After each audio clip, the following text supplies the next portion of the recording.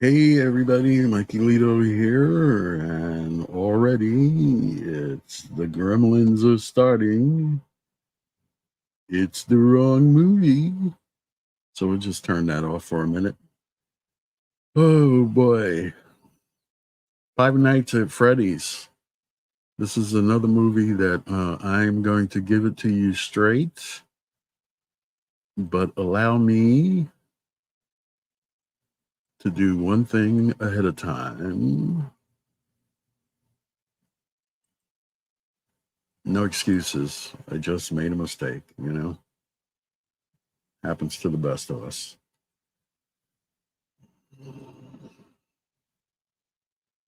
Watch this movie on Peacock, and my suggestion for all of you is to do exactly the same thing. Watch it on Peacock, and there we go, finally. Five Nights at Freddy's, a movie based on a series of 9 video games. Turning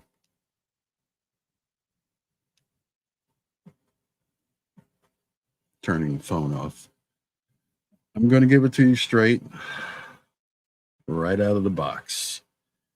Here is the rating system that I use from Track TV, and I am giving Five Nights at Freddy's a 4 out of 10, equivalent to 2 stars.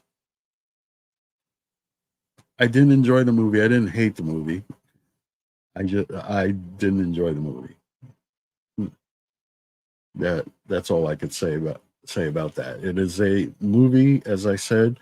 I knew nothing about the movie going in, so muggle review here.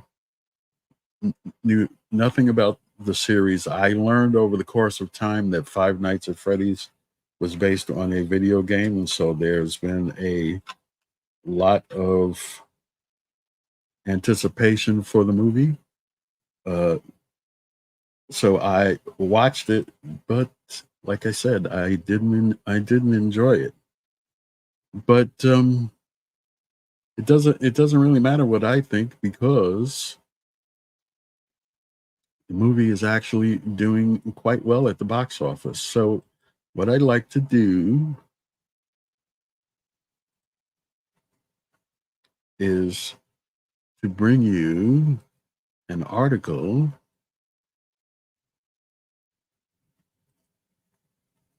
and it's from Deadline. And it is about Five Nights from Freddy's. So let's take a look at the article, shall we? $68 million, busting all sorts of opening records, best for Halloween, Peacock Day and date, yada, yada, yada, yada.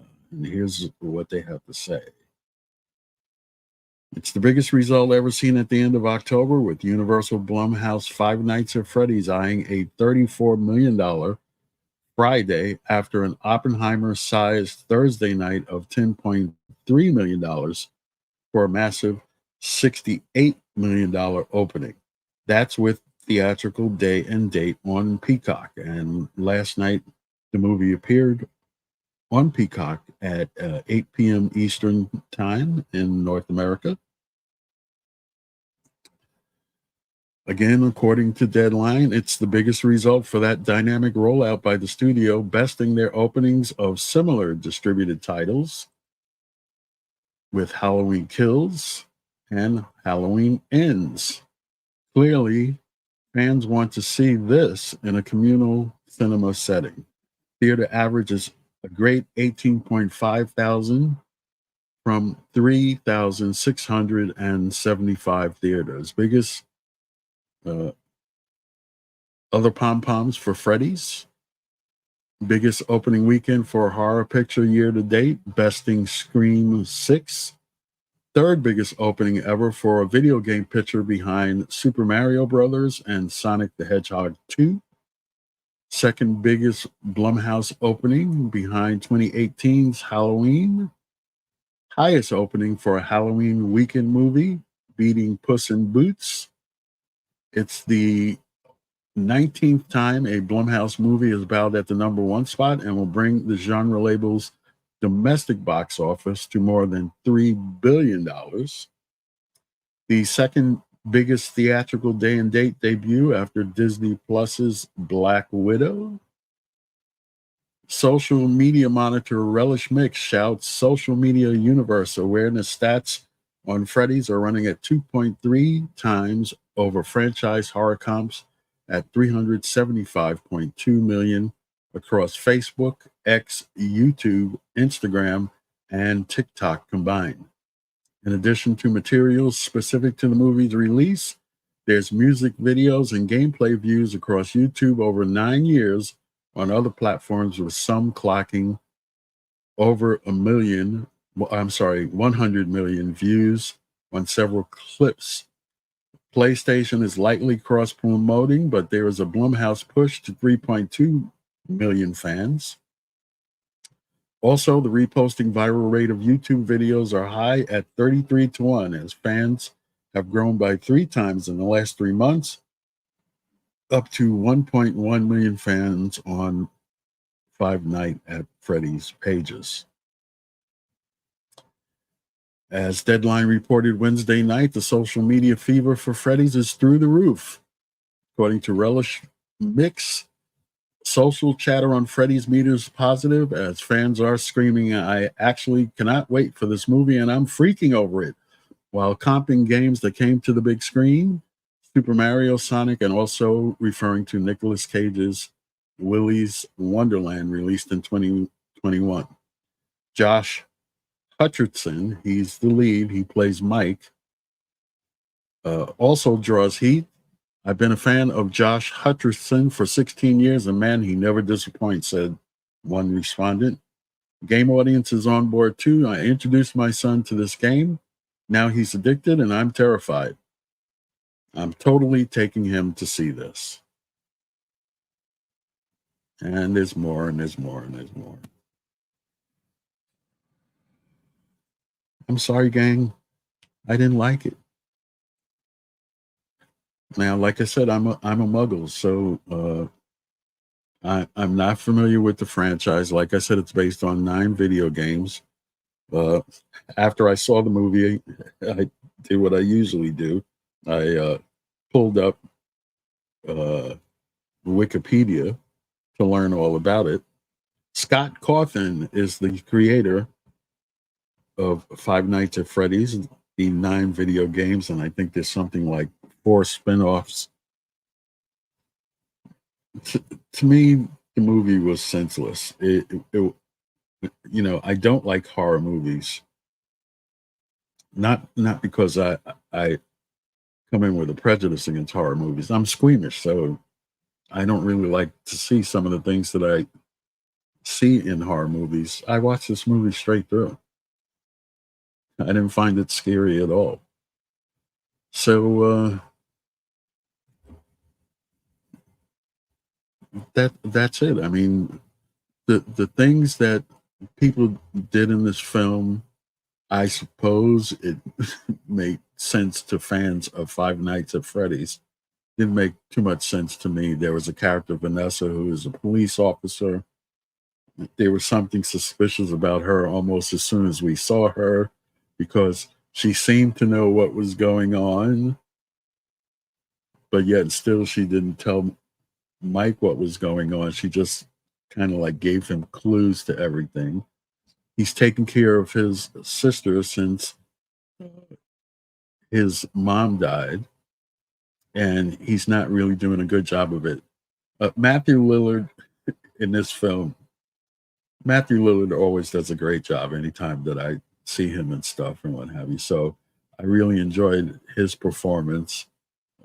He was kind of creepy at the beginning, and when he wants to be funny, he's always funny. He does great dramatic stuff too, but he was interesting. And Mary Stuart Masterson played the aunt of Mike and his sister, and she was also kind of cool, but she wasn't as out front as Matthew Lillard was with his character. Give me a second. I'm looking up the young actress who played the sister and what her character's name was.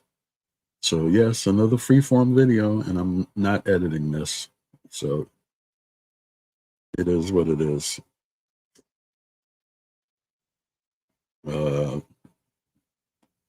Let me see.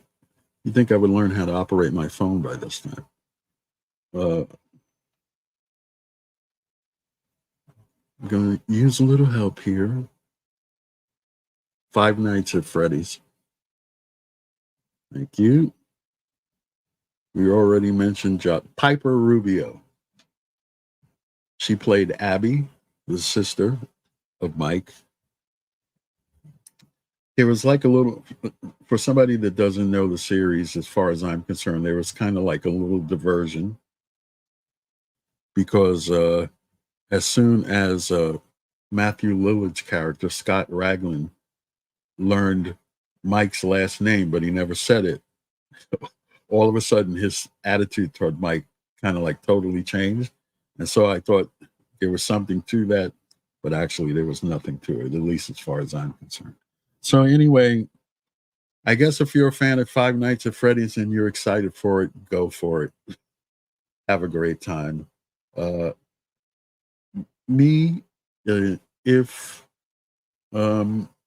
If you're not familiar with Five Nights at Freddy's, you might want to save a whole bunch of money and watch it on Peacock.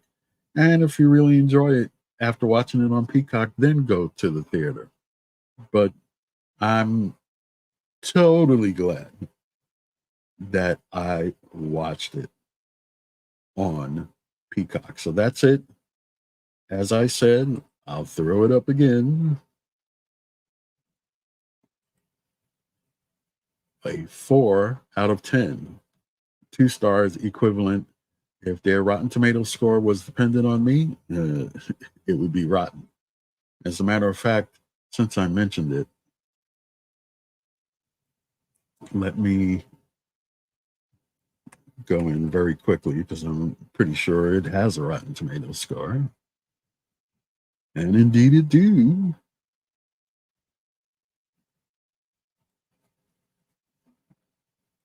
Dun, dun, dun, dun, dun, dun, dun. Ah!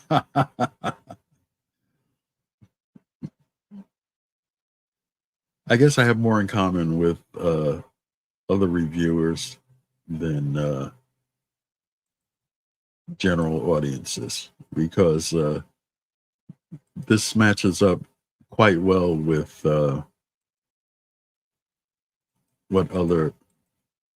what happened earlier in the season. Let me grab this so that I can throw it up on Rotten Tomatoes. Five Nights. Oops.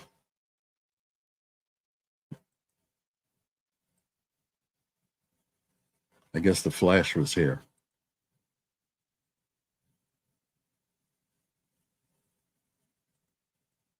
Five Nights at Freddy's got a 24, which is kind of like super rotten. But as you can see, the audience loved it. It got an 89. So I guess it all depends on where you come from. But as I said, you would do wise if you don't know anything about it. Watch it on Peacock first, and then if you enjoy it, then go to movies, spend some money, spread it around. You know, that's what they love to do. So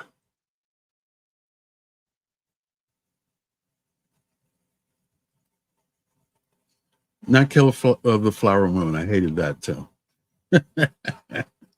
I didn't hate Five Nights at Freddy's. I just didn't think that it made a whole lot of sense. And as I always say, watch content, form your own opinion. You've heard mine. By all means, leave yours down in the comments below. Like and subscribe to the channel, or like the video or not like the video. It's up to you. Share and subscribe to the channel at Mikeylito Live. Now, coming up in the future, the Marvels is the next thing on the agenda. So we're taking a little bit of time off, but on Thursday, November 9th, I have the tickets. I shall be going to see the Marvels. As I've stated a couple of times before now, I'm not really expecting a whole lot out of this movie, but I am looking forward to the Bollywood dance number. So go see it for yourself, and we will get together at 8 p.m. Eastern Time in North America, 5 p.m. Pacific. And now that daylight savings time will be ended by the time that the Marvels premieres, globally, you can catch the stream at 1 a.m. Friday, Greenwich Mean Time.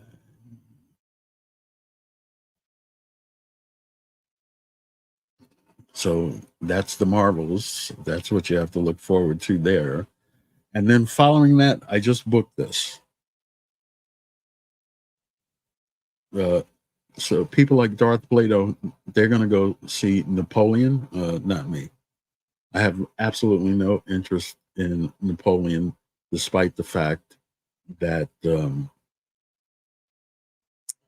it's being led by Joaquin Phoenix. And speaking of that, Darth Plato, if you're watching either live or later, I will offer you my platform to review Napoleon. If you don't have a platform of your own, or you don't want to use your own platform, you can review the Napoleon, because I won't be seeing it. I have absolutely no interest in it whatsoever, but I'm sure you do. Now, the movie that I did book that opens the same day is Wish. And again, that opens Wednesday, November 22nd. So on Wednesday, November 22nd at 6 p.m. Eastern, 3 p.m. Pacific, 1 a.m.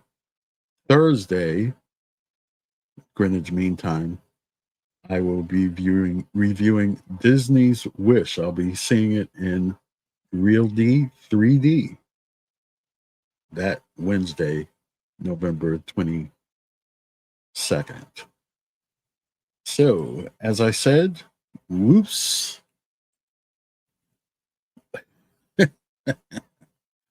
I'm going, anybody that watched the unboxing stream last night, I'm going to have another glass of wine. Maybe a lot more than one. Please subscribe to the channel. I hope you like what I'm doing. I try most streams to make the production value better, but sometimes things just get thrown together, like last night's stream and this stream. As I say, leave your comments below, share the video, and if you want to contact me, you can do so on these social media channels. I'm mostly interactively on Twitter/X, but I'm also on YouTube quite a bit, and you see the others where you possibly can find me. Until Wednesday, Thursday, November the 9th, for the Marvels, this is Mikeylito saying thanks for watching, like and subscribe, and ciao for now. Bye.